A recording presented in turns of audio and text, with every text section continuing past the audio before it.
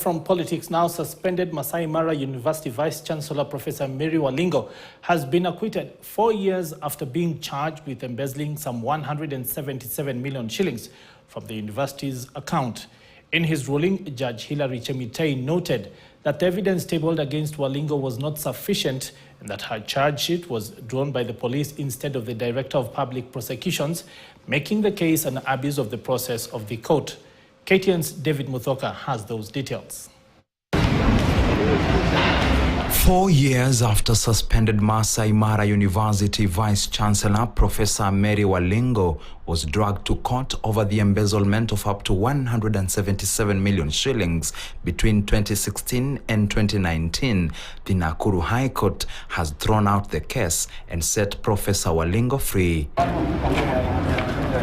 In his ruling, which he rendered on Thursday, Constitutional and Human Rights Judge Hilary Chemitei found that the charge sheet drawn against Professor Walingo was defective due to several reasons.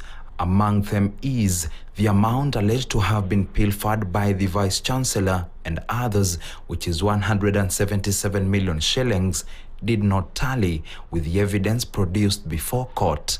Judge Chemitei further found that the National Police Service usurped the powers of the Director of Public Prosecutions by making the decision to charge and draw charge sheets against Professor Walingo, which is a prerogative of the Director of Public Prosecutions. For those reasons, the court declared that the anti-corruption case number E002 of 2020, Republic versus Professor Mary Kakoni Walingo and 4 others, violated her constitutional rights, was an abuse to the process of court and therefore unlawful, null and void ab initio. Following the ruling, Professor Walingo gets a taste of freedom after spending almost 4 years in the corridors of justice.